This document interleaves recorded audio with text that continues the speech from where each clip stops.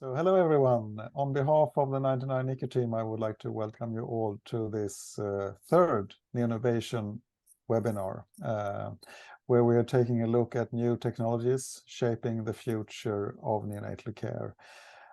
These webinars are designed to bring you the latest news and views on technologies and innovations in neonatology.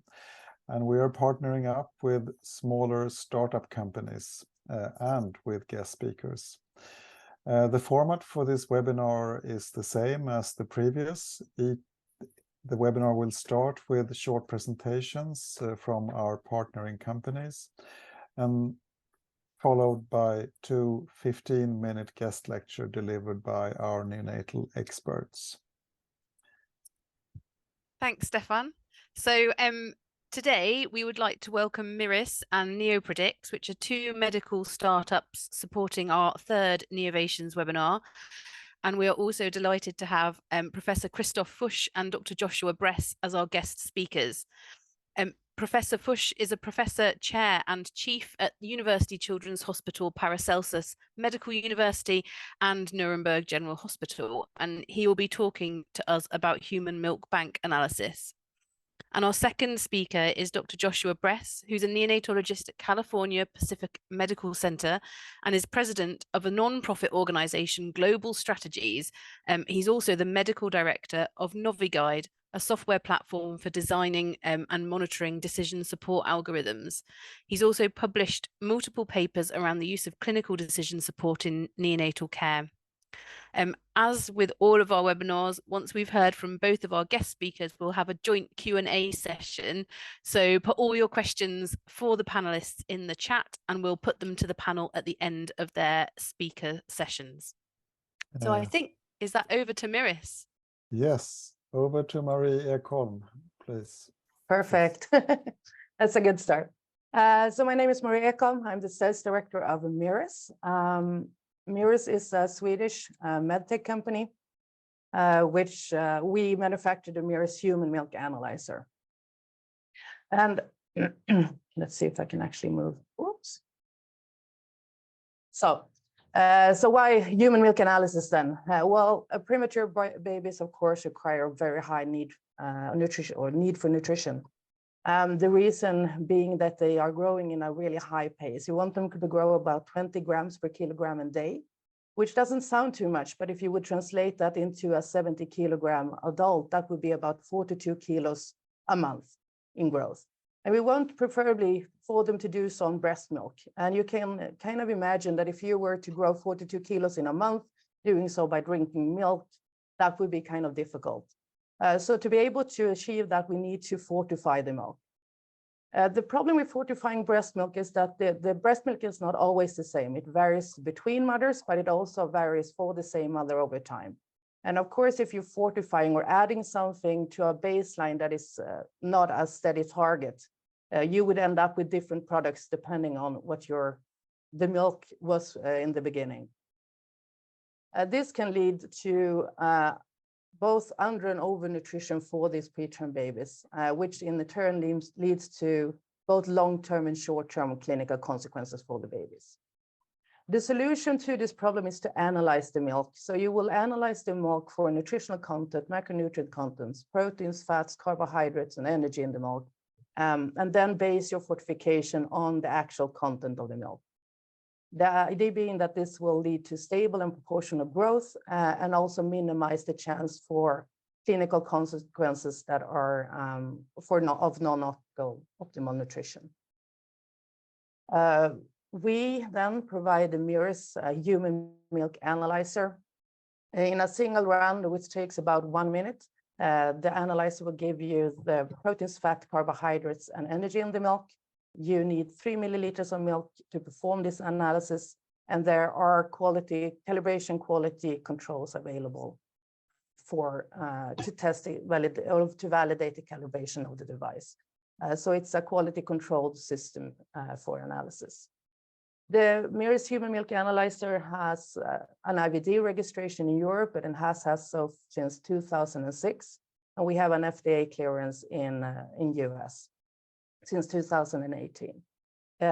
It has been around for quite some time, so we're still the only analyzer for human milk that has a medical device registration anywhere in the world. Today, we have approximately 500 installations globally, and we are present in 53 countries. Main focus markets are Europe and US, but we also have installations in almost all parts of the world. If you want to have some more information on our devices, our webpage is mirissolutions.com. There is a lot of information on there. And also, of course, you're free to reach out to me if you would have any questions or if there is anything else that we can support you with. My email address is listed here on the slide. Thank you.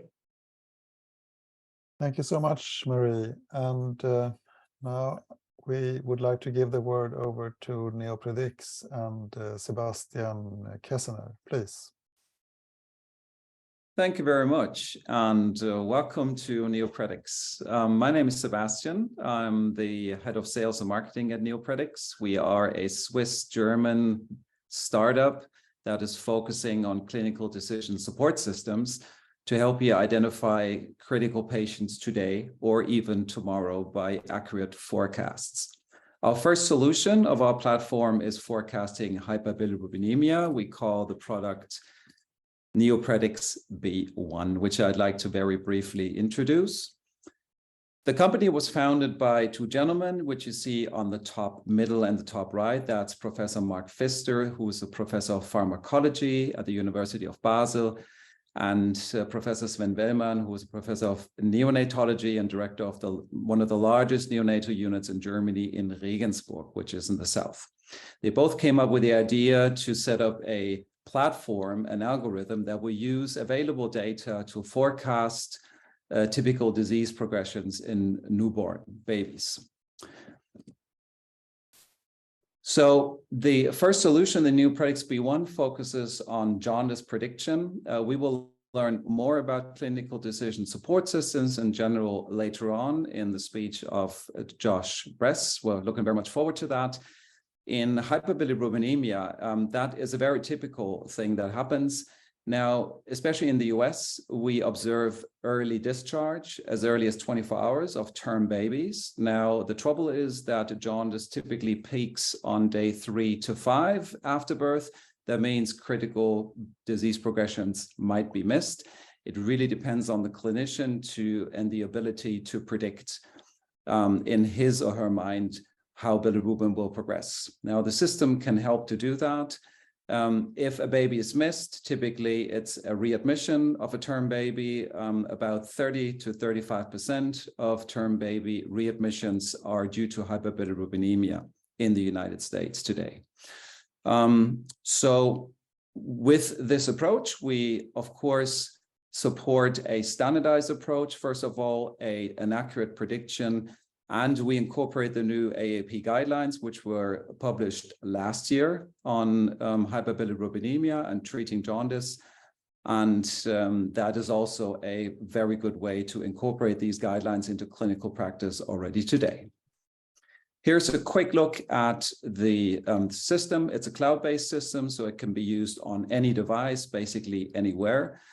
We currently market this system in the United States only. We will start to market the system in Europe in the next quarter as soon as we receive the CE mark. The audit has been passed, the study has been completed, so we're just waiting for the paperwork, basically. The system is very simple, very easy to use. It uses very little data like the birth weight or gestational age, and available bilirubin measurements, both TSB or TCB measurements, and then plots those in the graph on the right. And you can see the prediction here. That's the dark gray curve. And you can see that in comparison to the risk stratification zones of the new AAP guidelines, as well as the phototherapy threshold. And that within a few clicks and a glance gives clinicians an outlook to which babies are likely to require phototherapy in the near future. This can also be printed as a PDF, either as a means of documentation or to hand over to the parents for for example, for a follow-up appointment to ensure follow-up compliance. The system is very easy to use and is currently being used in a number of hospital units. It will very soon be enhanced with more, and we will look at that later on. If you'd like to learn more, go ahead. You're always welcome to visit our website or connect with me directly. And thank you very much and look forward to the speeches of the two experts. Thank you, Sebastian. Then it's time for our first neonatal expert talk, and I would like to share the word to Professor Christoph Fusch. Please, Christoph. Yeah, thank you very much, Stefan, for the introduction and for giving me the opportunity to talk about human milk analysis in the NICU. That basically gives you a little bit an overview of the kind of research we did during the last 10-15 years on that subject. Okay, so we know that growth and development are connected to each other. This is the paper of Richard Ehrenkrantz. I don't go too much in detail. It's enough that growth and new developmental outcome are related somehow to each other. And it's also that nutrient intake in this study is related to neurodevelopmental outcome as well. So you see that each kilocalorie per kilogram per day that has been provided in the first week of life increases the MDI by 0.46 points and each gram protein by 8.2 points on the Bailey scale. However, we are not doing a very great job in neonatal care overall in making all babies grow the right way, how they should grow. These are data from the CNN, from the Vermont Oxford Neonatal Network. Sorry. Dr. Versum, she will be right with us. Okay, of course. Okay. So the reason is that these are the aspirin guidelines for protein, fat, and carbohydrate content of the milk that the babies should drink or be provided with, and energy here per 100 milliliters. And this is what is in native breast milk, so that is not sufficient. And that is because preemie babies grow much faster than term babies, where this kind of milk has been constructed to by Mother Nature. Marie already elaborated on that subject. Now, what has been developed in the last 20-30 years is the concept of human milk fortification. However, that assumes an average content of human milk, and only then you will make a good job. What you see here is protein content decreasing during the first 4 weeks of lactation, and these are the aspirin guidelines, the green one, and you see that fortification just pimps it up, but after a while there's still a good proportion of human milk that is below aspirin guidelines. So that might not be sufficient. So there is a clear relationship between protein intake here and protein buildup, very linear. You need 1 gram of protein for not to grow. If you are below, you lose. And if you give more, then you grow. And you need about 3.5 to 4 grams to gain about 20 grams per kilogram per day, the number that was Marie talking about, to cover the energy needs of these babies. And that's an unfavorable pathway. So restricted growth are much bigger than the areas of excess growth. So in reality, you see this is a variability of protein intake in 102 mothers. These are real data. You see a huge variability between mothers and in between within the same mother, but that's also true. That's also true for fat, for carbohydrates, and for energy. Now, there's not such a thing like a diluted or concentrated breast milk, which is shown in the next slide. You see that basically the combination of dietary intake are all over the place. Yeah, there is one mom here that has a certain kind of footprint, but there's another one that is like this here, but it also varies a lot. So you can have diets with high protein and high energy. You can have some with low protein and high energy. You have some with low protein, low energy, and you have some with high energy, high protein, and not so much energy. So these are not favorable diets in these corners. So if we put an overlay here of these two that you have seen graphs, and you have energy here, which is also fat, you have protein here, you find the same thing here. And if you do an overlay, then you see there are a lot of dietary intakes provided by breast milk where the baby will not grow with. And you will not fix this by just increasing the amount of volume that you give. This here Again, the green one are the Aspen guidelines. This here is native breast milk. This is standard fortified breast milk. So you are far away from where you should be. And you see that the variability is much bigger than what we should there are common other empirical practices, which I don't want to go through, to increase intake, but there are no published trials with high evidence, and it is more guessing what might be missing in mother's own milk.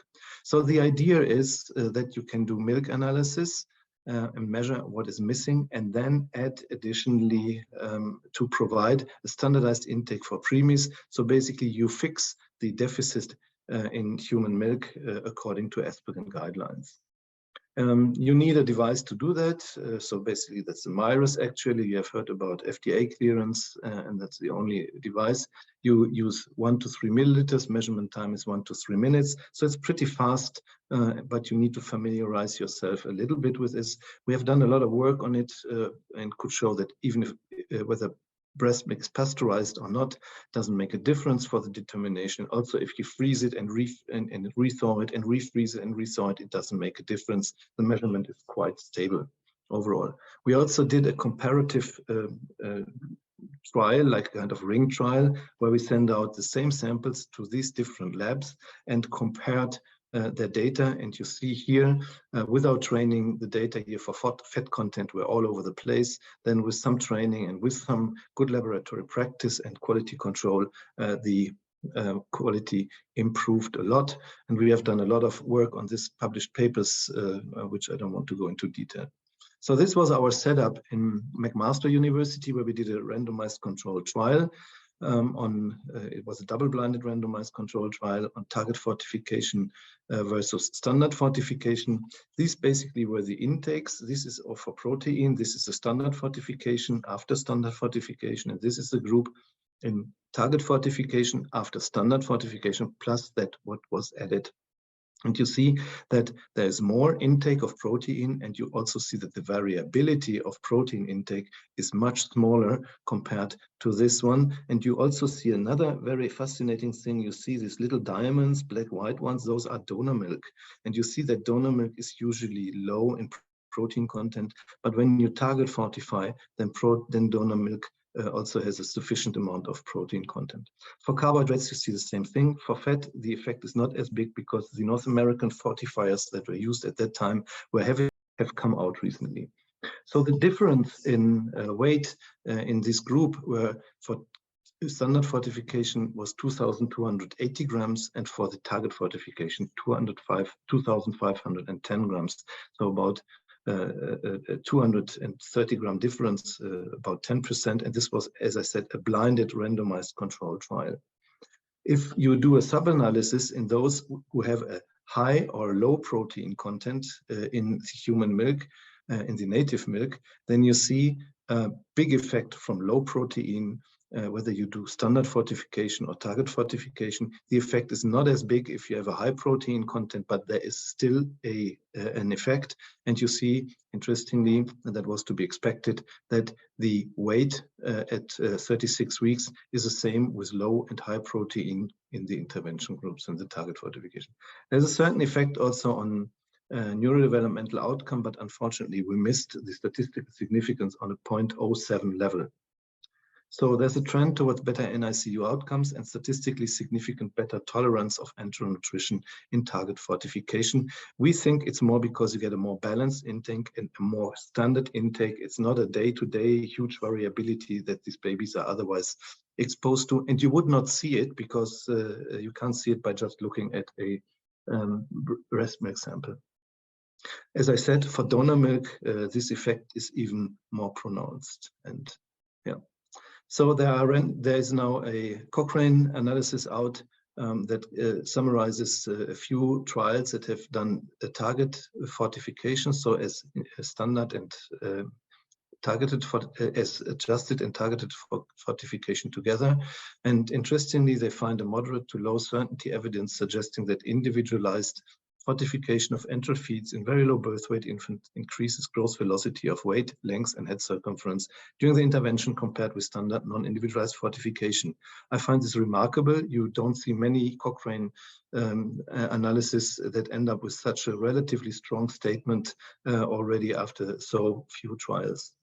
So hopefully we will get more evidence soon that this is really a powerful tool.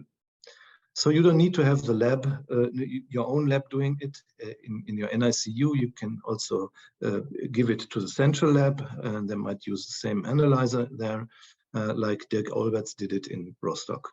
So this is now our setup in Nuremberg. You see it's a small footprint like you have seen it from McMaster. The time needed is 2 to 3 minutes. The calculation of the target amount is about 2 minutes, and it can be used also an Excel-based tool, which you now call app.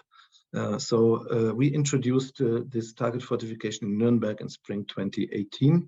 And this is how it goes here. This is a preparation of the 24-hour samples of the batches. Just a second. You have to stir, to move a little bit, not really shake.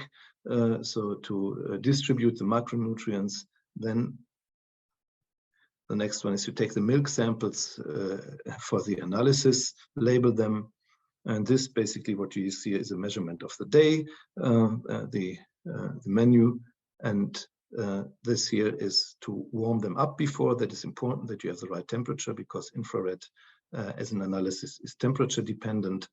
And you also need to homogenize these samples, and this homogenizer is very important. You see data from our own studies, how proper or improper or too short homogenization will impact the results. And then you do the measurements, first with a check solution that everything is okay. Then you do the calibration control solutions. Those are 2. And then you see them here. Those are all the Nuremberg data that we have generated maybe until a year ago. You see here the quality control sample number 2, and here's quality control sample number 1. And you can also plot that in a longitudinal way, in the classical way, how good laboratory practice requires it. And then you see maybe, oh, there was something wrong, and we looked into it, found a bug, and could fix it and continue. This basically now are the measurements, and then you do up the cleaning and the printout. So these here you see are some real-time measurements. You see that was done all in a few minutes. You see it from the time print here, and you see now where the samples lie in this fat protein diagram here. You see this is really on the same day that these samples are overall. The interesting thing is that there are some effects if you start to measure. Once you have done a proper education to your staff, the staff develops interest in growth because they understand the nutritional physiology and expected growth patterns and trajectories. And interestingly, when our attending saw for the first time these results of the human milk analysis, they said, "Oh my God, we cannot feed such stuff. We need to modify it." So they understood it. And once you have seen this data, I think that convinces you really that sometimes we are not giving a human milk that has a proper composition. So staff gets excited when they see the results of macronutrient content. And together with the knowledge that I stated in number 1, they call for action. And basically measurement of human milk analysis is a little bit like blood gas analysis. It's nothing more to do and nothing more to organize. So this is basically the spreadsheet that we use now as an Excel sheet. What is our measurement? Where do we want to go? And what do we have to add? And this is basically what you see with our target fortification, how we do it in our milk kitchen. So these are growth data of all our kids that we have compiled until maybe 8 or 9 months ago. And you see, regardless which gestational age, these babies basically grow relatively parallel to their percentile, their starting percentile, and also the difference to their starting percentile is not overwhelmingly different. So my conclusion is if you provide babies with Aspergen nutrition, then babies also grow like the Aspergen guidelines say. This is a different way to plot it. We plotted it against our individualized fortification, our individualized growth trajectory data, which gives you still a more detailed picture how they deviate from their anticipated best growth trajectory. And what you see here is fat-free mass body composition that we can measure in these kids. Overall, the length of stay in infants with a birth weight between 1,000 and 1,500 grams is, in our unit, 14 days shorter than the national DRG average. So we make maybe a little surplus per child there. I cannot compare the babies below 1,000 because I need to clean them for mortality. Babies between 1,000 and 1,500, rarely babies die. That's why we can compare the national data against ours. That's not so valid below 1,000, but we are working on that. So altogether, human milk is a fantastic nutritional emulsion, but was invented by Mother Nature to meet needs of term infants. They have lower growth rates and are also self-regulated. For preterm infants, human milk needs some refinement to fully benefit from the use of it, and decreasing the risk for poorer growth and potentially associated impact on neurodevelopmental outcome. Standard fortification might not be appropriate in all infants. Some might not need it at all, some will need less, and some will need more. And modern fortifiers should contain more protein. I haven't shown you the data, but I showed you for donor milk that additional supplementation might help, and adjusted fortification might help to improve growth, as we saw from the Cochrane analysis. Data from our double-blind RCT and recent Cochrane analysis show that target fortification improves growth compared to standard fortification. However, target fortification is not a super fortification, but identifies infants from mothers with low or unbalanced macronutrient content of native breast milk, provides intake according to Aspergan, and interestingly, babies seem to grow like Aspergan then. Target fortification seems to reduce the risk of poorer growth in infants fed with either donor milk, and both high-end fortification strategies need modern modular components to be developed to conserve the net protective effect of breast milk. So I would rather stop here and thank you for your attention. Thank you so much, Professor Fusch, for this talk. And we have some questions already, but we have preferred to aggregate all the questions together after the second talk. So I would now like to introduce Dr. Joshua Bress. Please, Joshua. Okay, I think I need the person to stop sharing so I can share the screen. Sorry, I will do that. I will do it in a second. So, okay, great. Go ahead. Thanks.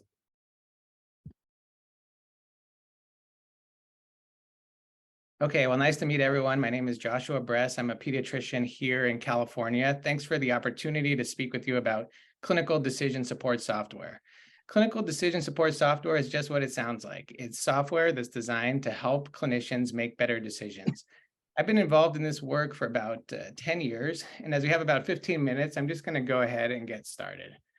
I do not have any conflicts of interest to disclose. As much as possible, I'm going to show you live demos of the software. Some of that software was made with a platform I helped design that's from a nonprofit organization in California. I don't derive any personal financial benefit from the use of the software. I'm going to switch over to give kind of the first example of a decision support software that's probably among the top commonly used softwares in the United States, and this is called the Kaiser Early Onset Sepsis Calculator. I wanted to show you this because it shows what decision support can do, and especially a popular one. This is web accessible, so anybody could go and check it out. The way it works, it's pretty simple. You put in a case, and I'll put in a 38-weeker who's 38 and 1, and you can probably see this on your screen, 38.1 temp. Rupture membranes 12 hours, GBS positive, and maybe receive GBS-specific antibiotics prior to delivery. You press calculate, and this is used, I would say, in most centers in the United States. What do you get out of this? Well, you get an early onset sepsis risk that's calculated globally at 0.6 per 1,000 births. In well-appearing babies, which fortunately we know most of these are, we're down to 0.25. And we can see a clinical recommendation, so decision support. I can choose to accept this recommendation or reject it. But I know here in the United States, this is probably how Kaiser itself is interpreting these numbers. So for a baby with these factors, I would just do routine care. Why is this so popular? Well, you can imagine life before this. What people did was they looked at these risk factors. They said, yeah, this baby's at increased risk. There's a maternal fever, there's GBS positivity, but how much risk? And do I need to do something different based on the amount of risk I now have? What this does is give you some information to do a more targeted approach, and in our case, in the United States, reduce the amount of antibiotics. But what is the problem with decision support? The problem with decision support is almost none of it looks like that. Most decision support, especially in the United States, comes at us as electronic medical record alerts. For those who are listening in the US, this will be all too familiar. So alerts can be really good things. Things like you're about to prescribe 2 medicines that should not be prescribed together, a warning to stop. But it can also be less useful things. You know, you're admitting a sick preterm baby, you put in all the orders and you hit click, but wait, you haven't told us that this baby who's just been born has no allergies. So it's an interruption and you have to go and deal with that first. I could have pulled any number of papers here, but this one I think gets at the magnitude of this. This was a paper published looking to decrease the number of interruptive alerts from 7,250 to 4,700 per week at a single institution. So for those of us who practice in the United States, this is all too familiar, that the medical record is trying to help you, but it's helping you in part by preventing you from working. The second problem, and one I'm passionate about, is the software itself. When we leave the hospital, we all use decision support. I think a common example is Google Maps. Why is Google Maps so great? Well, it's great for a couple reasons. The first is it can do things that seem almost magical in their ability to anticipate us. For example, it can tell me get in the second lane from the left to take a left turn, knowing that my next turn is a right. It can also tell me things like faster route available, mid-route. That's something that's just magical in terms of its decision support. But then once we get to our destination at the hospital, we walk through those doors and we're mostly back in time to something closer to MapQuest. For those of you outside, I don't know if this software was popular outside the United States, but MapQuest was a precursor to Google Maps. It worked by typing in you would at your home computer, you would type in your destination, hit print out this piece of paper that looked like this with this advertisement, and take this advertisement into your car with you. We could talk about the differences between these two types of decision support, but maybe an overarching theme is that there are certain software where someone could reasonably say, it was better. The paper version was better. The paper version was better than this. I'd rather have my Rand McNally Atlas than have to print this thing out. I think in our own neonatal groups, there are probably colleagues of ours who would tell you, it was better. It was better before we had all these computers, when I could go to the baby's bedside, look at the flow sheet, talk to the nurse, talk to the family, write a much shorter note, and maybe just dictate that note. So where are we today with decision support? We're largely here. Most of our decision support in the NICU comes as reminders. Reminders are trying to get you from point A to point B safely, but they're trying to do that by putting a stop sign or stoplight at every possible intersection. Outside of that, we have single subject efforts. These are areas in medicine where someone was passionate about an area and made an app for that area. These are often rely on individual champions. And as a result, they're pilot projects, I would say by design, that once that champion who's passionate about that topic ceases to update the application, it will just go away. And lastly, I would say, for what topics do you have software right now? They tend to focus on what I would call elusive national consensus targets, where the care is identical site to site. In the United States, you might think something like a baby exposed to HIV. That care should be nationally standardized, but those are actually pretty rare. I'm going to spend the remainder of the talk talking about new areas in decision support and to show you some of the ways that we can move beyond where we are right now. The first example I'm going to show you is work I've been involved in at my own hospital to improve the care of babies at risk for hypoglycemia in the well baby. The reason I wanted to show this example is this is an example where there is not a national consensus in the United States. So institutions are going to vary in how they approach this. So the way this works is that nurses or doctors can go through this assessment and click through it. You can see here that it will ask me if there's any symptoms of hypoglycemia, and I'll say there are none. That the baby, how old is the baby? I'll say 1 hour old. Why is the baby on the glucose protocol? Well, we're on it for these reasons: diabetic, large for gestational age. What am I trying to do? I'm trying to enter the first glucose.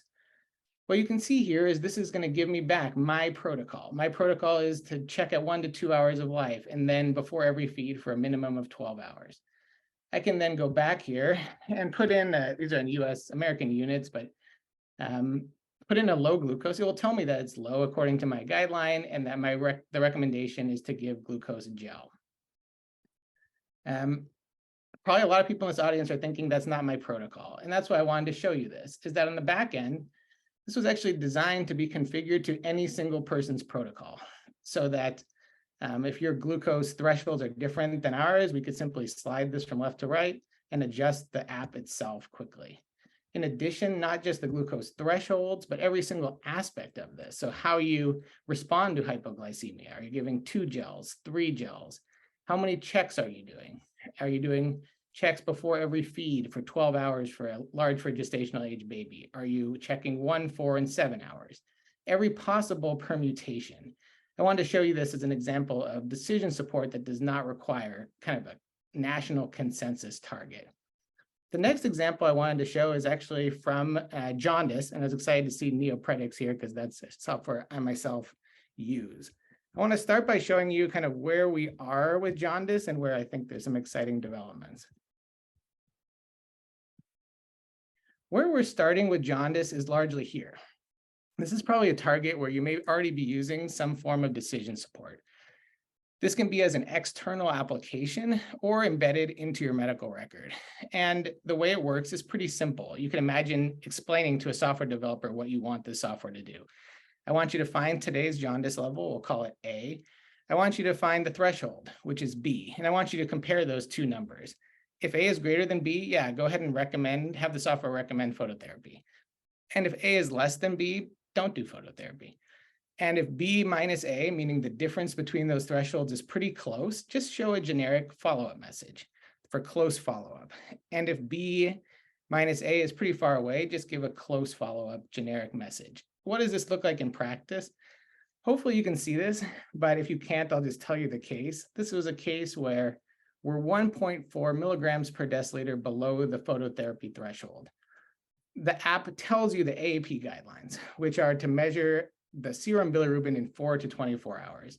I don't love this guideline because if you did this at 4 hours later, you could be right back here again and 4 hours later back here again. So it doesn't protect against kind of too many measurements. But the part I want to focus on is the bottom. There are 3 options here. I can delay the discharge and do phototherapy. I can discharge with home phototherapy if all the guidelines are met, all the considerations in the guideline are met. Or I could discharge without phototherapy, but with close follow-up. And I would just challenge everybody on the call to think, how are you going to make that decision? We know in our group that if you are the most conservative person in the group, you're going to choose number 1, independent of what the baby, anything about the baby. And if you're the person in the group who's the most comfortable sending babies home, you're going to go for number 3 more often than that first colleague. But this is provider-dependent care, and one of the things that you're trying to avoid with decision support.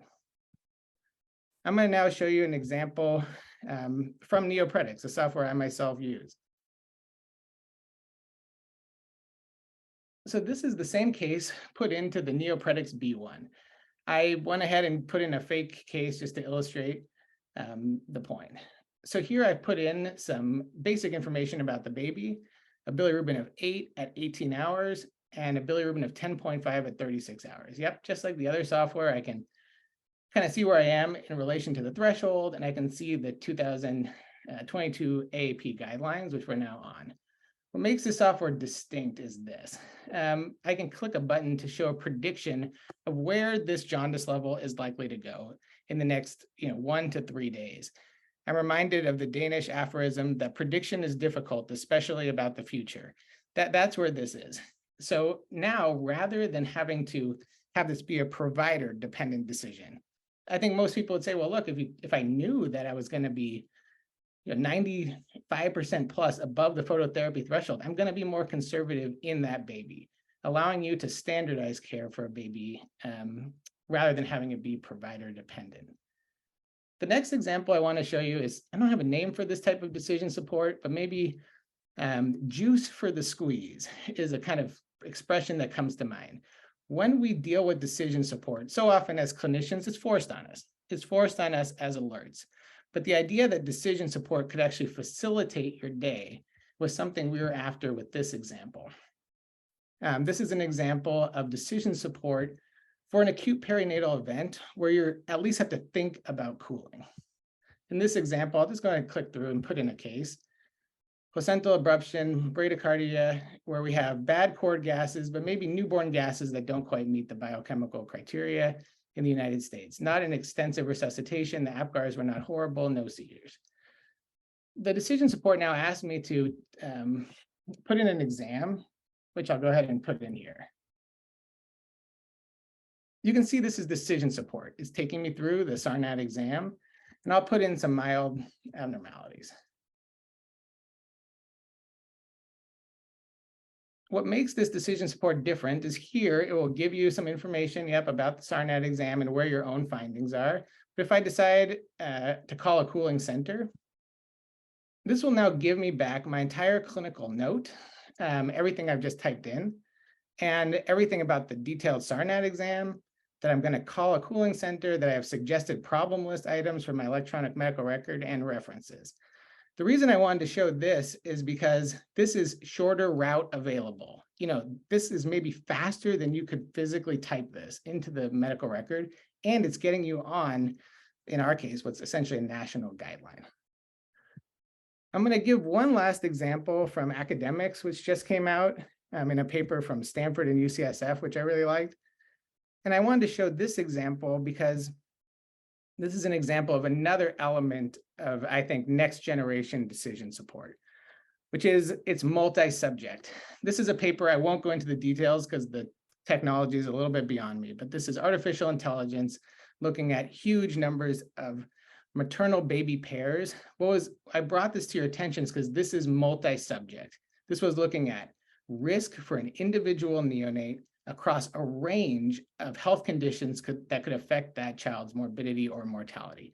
So not a bronchopulmonary dysplasia calculator, and essentially everything calculator is what this is laying the groundwork for. I'll just conclude by saying decision support is a growing field. So if you're listening to this webinar and it's the first time you've heard about it, it won't be the last. This is an emerging area. Unfortunately, like many areas, children lag behind in medicine. So in adult medicine, this is much further developed, and it's great to see a platform for decision support here on the webinar.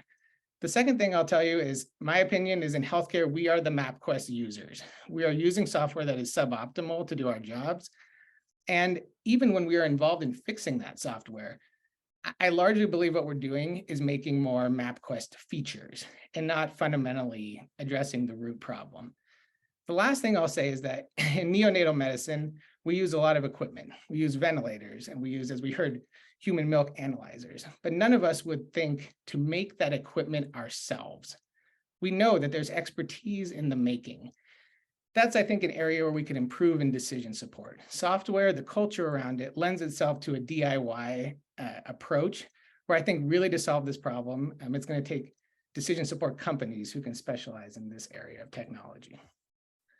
These are the references, and I'll just conclude and look forward to the discussion. Thanks.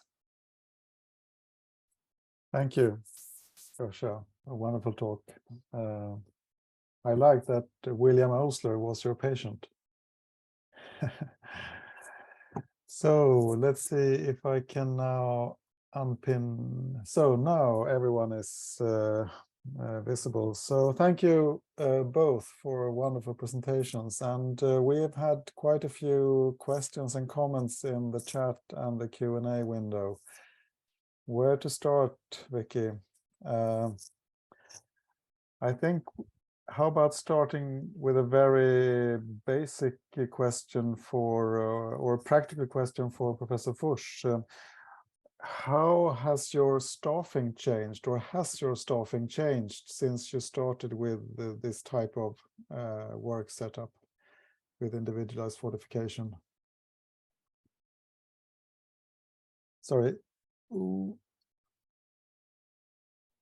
Yeah, so no. No. Okay. Yeah. Thanks, Stefan, for the question.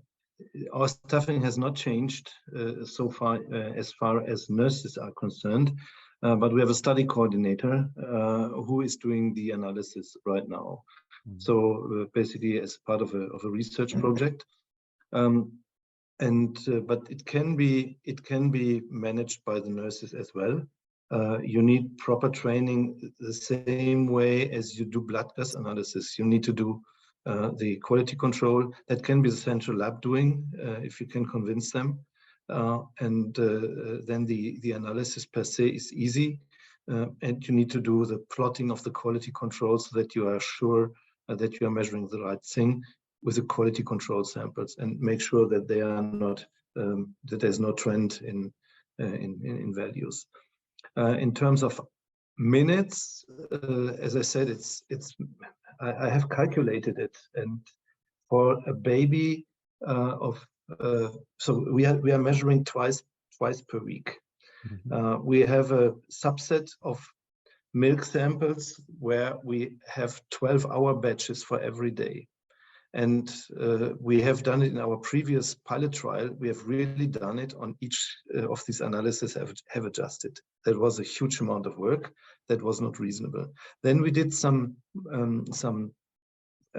model calculations, some simulations, and found that with this data set, and found that doing it twice per week, so we do it on Mondays and on Thursdays, that is sufficient. Then you still get an average intake that you want to have. The variability is a little higher than 0, but it's still acceptable.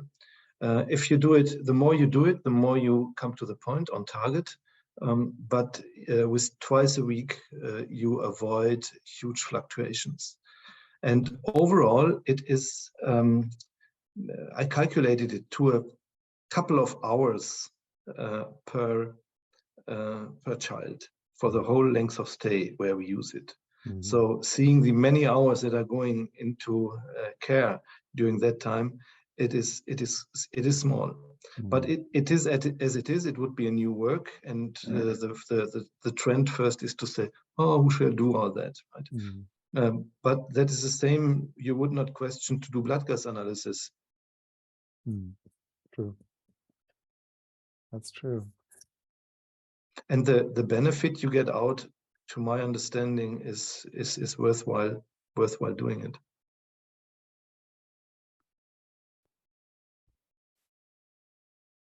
So there is some software question related to fortification, but maybe also you, Joshua, have some input. Are you aware of some prediction tools when it comes to fortification, or is it just that we need to follow the ESCAN or non-European guidelines that I'm sure is also available? Please. I'm not aware of any software per se to that specific target, but I will just add that in my mind, when I heard this, I thought, oh, that's a pretty interesting software target. And I thought, this could be one of multiple things. So how do you avoid becoming a single subject application? I think that's something that I myself wrestle with. And, could this be part of some, when I hear Excel spreadsheet, I think, oh, let's try something else. I want to try to make something that has that kind of user interface we all experience outside of the hospital. But it's an interesting target for sure.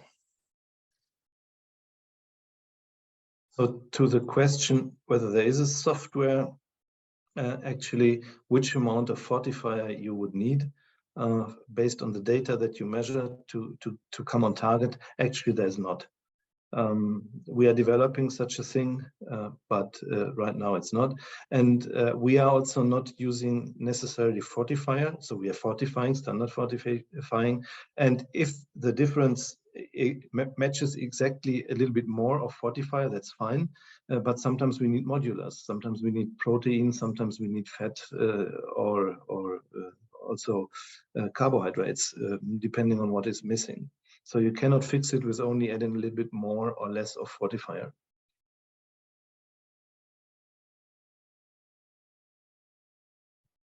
Thank you. Vicky, is there something you're picking up from the chat or Well, I've got my own question, but we'll start with Please. a chat question first. Okay. No, so Shabir, I hope I pronounced that right. Sorry if I haven't.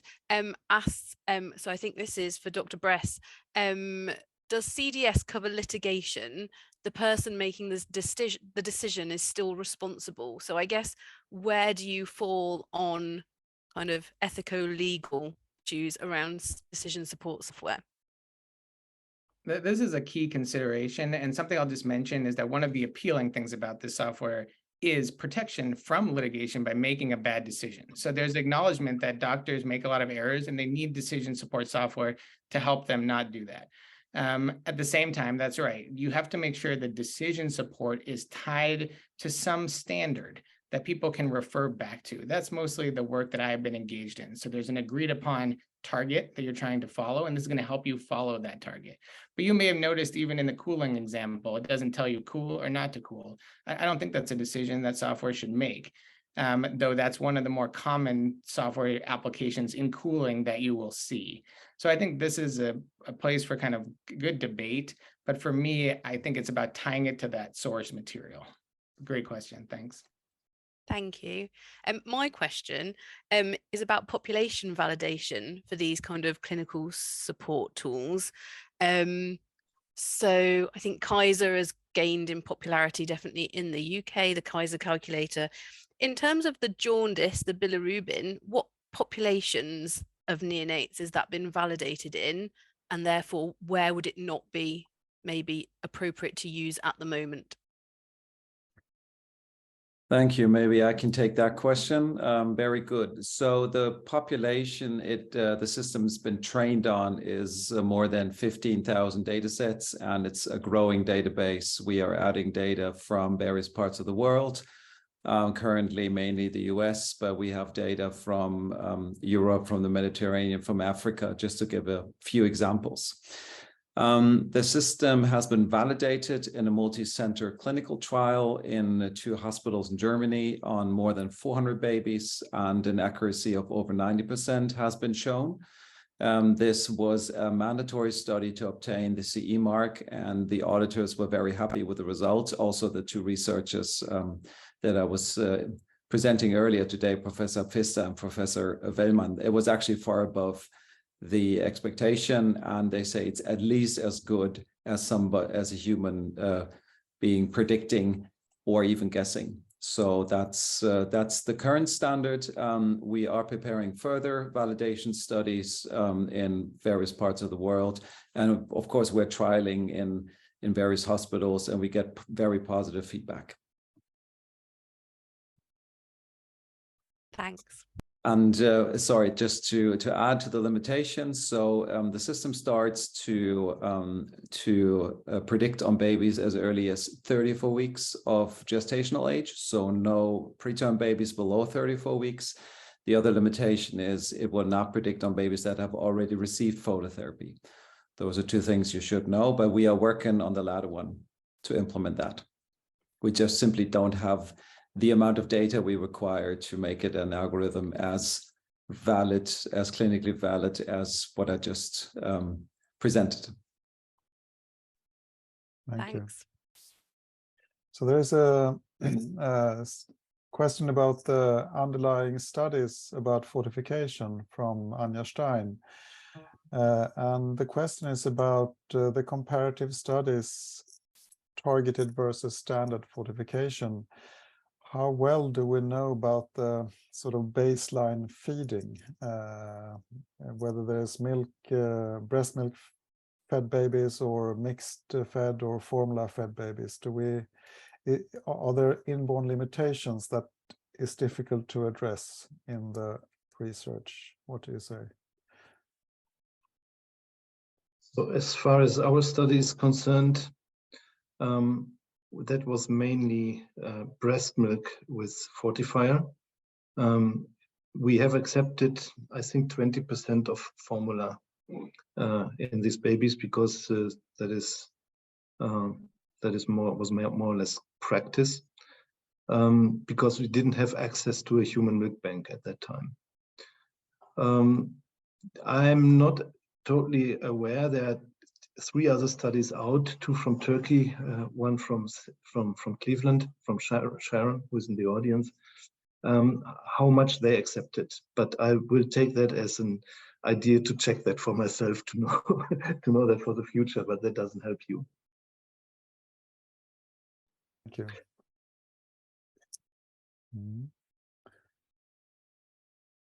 So another question about, more principal question about nutrition is if we believe in, from Shabib Manzar, if we believe in individualized fortification, why do we compare individuals' growth to a standard growth chart? Do you think we in the future will have like... You are gone? I can't hear you. Sorry. Yeah. We have this question from Shabib Bansar. If we believe in individualized fortification, why do we compare individual growth to a standard growth chart? Do you think we in the future will have predicted individual growth charts per baby? Probably that is an interesting question. I think the postnatal growth charts that we use for preterm babies are a proxy for growth, because what has been done is that about from 34 weeks up to 50 weeks, basically the transition has been made more or less by a straight line. And the postnatal weight loss and contraction of extracellular water, which gives you a complete different starting point once this postnatal adaptation of the water spaces and renal physiology is completed, is not taken into account. So if you want to have a look into growthcalculator.org, not .com, growthcalculator.org, we have a tool there that is being developed on our hypothesis of individual growth trajectories of preterm babies, which take into account the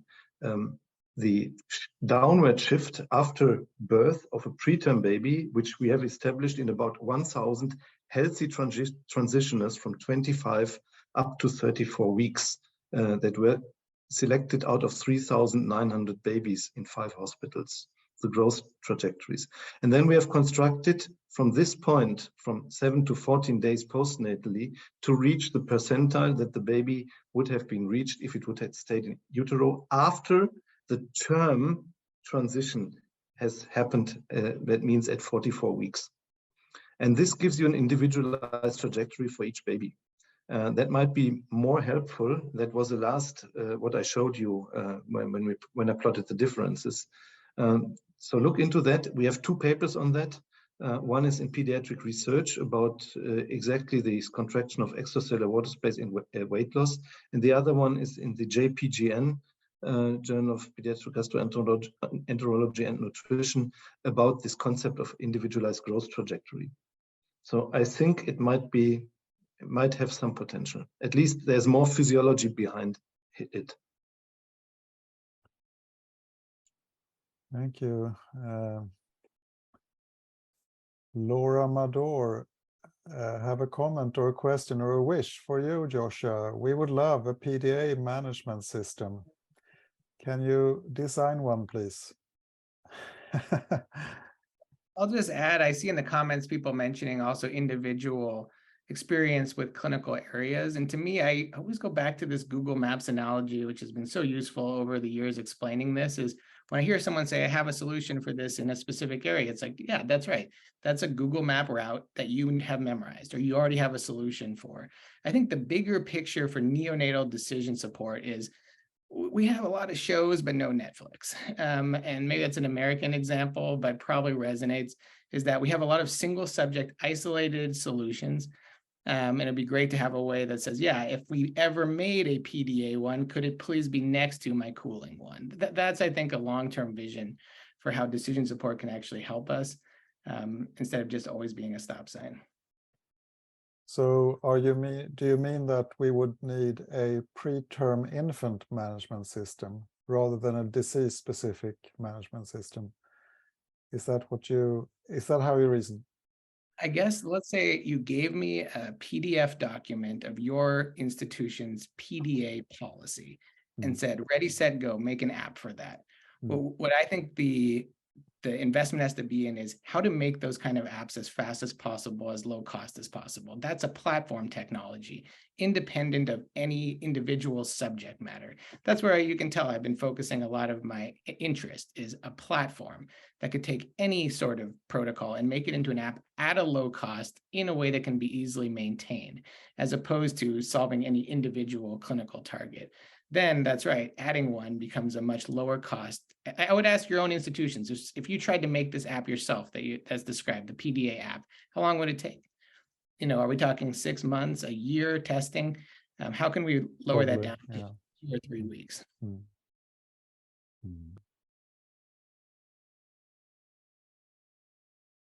There are also requests about links for some of those clinical decision tools that are available. I'm sure most of the attendees, of which there are more than 100 at the moment, are aware of the Kaiser calculator, but the ones that you demonstrated, Joshua, will you be able to share the links to us and we can post it on the website?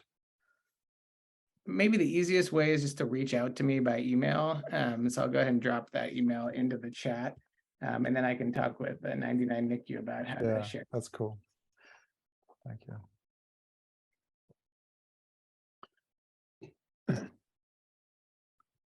So, Vicky, what's more? There's so many comments. Many people are also thanking you all panelists for an excellent webinar.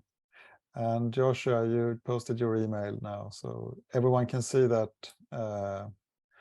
I think, or you posted to the panelists. I post this to everyone. Okay. Here we go. I was thinking, sorry, Vicky, I see you unmuted yourself. I was just going to say that it might be that Joshua's inbox crashes in the next 24 hours. Yeah, that's right. So I was thinking about the wider perspective, and a question for both of you. What kind of spin-off effects do you see from the work that you're doing with in your respective fields? I mean, among the staff, among in research, the bigger picture, among parents, of course. How do you envision the landscape around your expertise and how it influences it? Sure, I can go ahead and go first at that. I think one area that's interesting spin-off for our type of work is in burnout, clinician burnout. So I think one cause of burnout is something like the shoe works, but the shoe does not fit. And then over time, it just rubs and rubs and rubs. And that's a lot of the experience in the US healthcare system with technology. The second thing is maybe because I practice here in Silicon Valley, I meet a lot of tech parents. And so when I tell them that, this decision is based on large data sets, like in the Kaiser example, they feel much more comfortable with that than if I told them I just think this. So some of that may depend on the patient population. And what about this individualized fortification strategy? Does it have like rings on the water, so to say, that you see in your NICU, Professor Fusch? One thing that I see is that growth is not such a big issue anymore for us, because most babies grow. Really, we made it part of the daily routine to look into it, but we rarely have to readjust anything, to add anything. Only a few babies that might have special needs or whatever. And of course, if there's a baby with a shortcut or with a severe BPD, but we don't have too many with severe BPD. Shortcut, yes, maybe because there was malformation or a fib. But otherwise, the other babies, the 90% that go through without complication, down to 24 weeks, really grow nice. What I'm interested in measuring would be really what is the postnatal or the post-discharge anxiety level of parents, if they have been exposed to, the baby is not growing where we need to do, and we need, but the unit it does not manage to do it because you constantly feed an unbalanced diet. With this target fortification, you really avoid it, because what we know from all preterm formula is that the babies grow well with preterm formula, right? There's nothing bad for preterm formula from the perspective of growing. It's just the neck risk and maybe some certain other good stuff in the human milk that is missing. But from providing the right macronutrients, we know that that is good. So we need to do that with this human milk as well, and we can do it with the target fortification.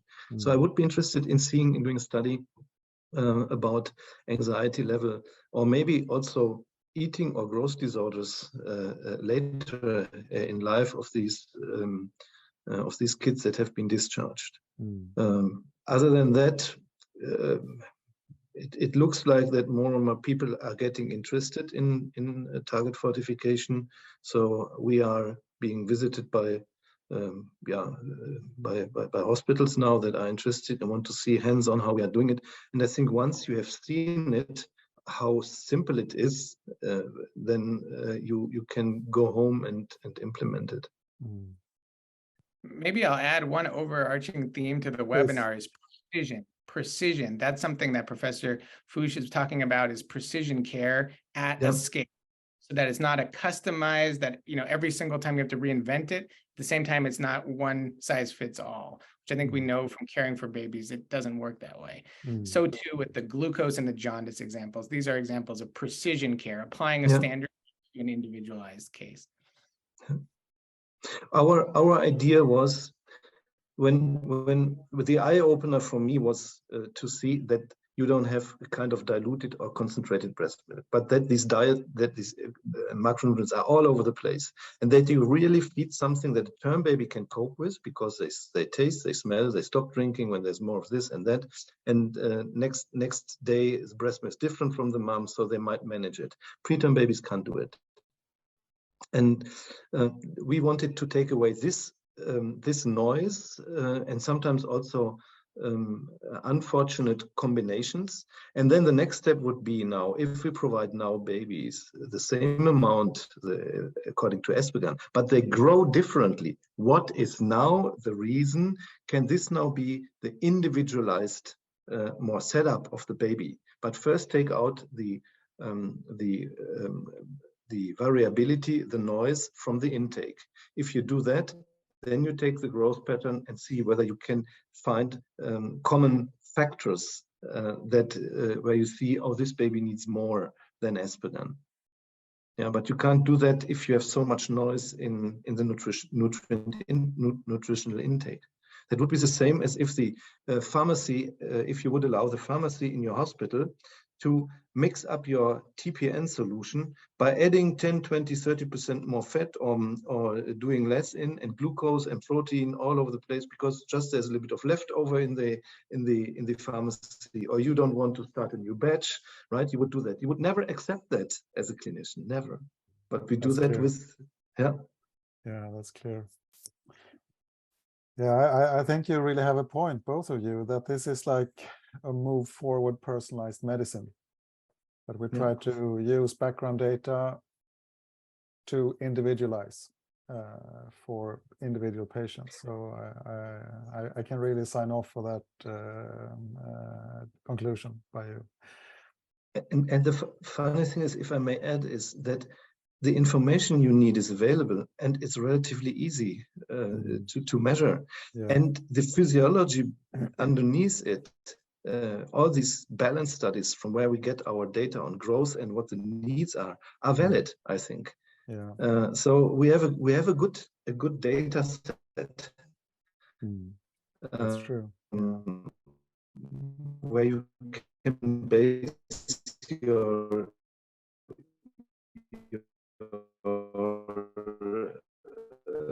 strategy on. Oops. I think something is happening with your connection. Now we see you again, Christoph. Yeah. Right. May I still, there's one of these questions from Chanel Collins, milk analysis. Please. Are there donor milk pooling strategies yes. That you would recommend to increase the overall nutritional value of a batch of processed human milk? have a look into frontiers in pediatrics. There is one paper last year came out where Stephanie Fusch, that's the first author, Fusch S, is my daughter. she's in pediatrics. And I didn't do anything for it. And she said to me, "Do you know what, Daddy? I love neonatology." Okay. And she's in Basel West when Wellman was before. Okay. No. So she did a study where we did different pooling strategies for milk bank using real samples. It's a pretty long paper, nearly undigestible. But if you are really interested in looking into these pooling strategies, look into that one. I think that answers many questions. Maybe we can share this the link to this paper in the follow-up email to everyone. Okay, what do you think, Vicky? In the interest of time, maybe we need to conclude this webinar.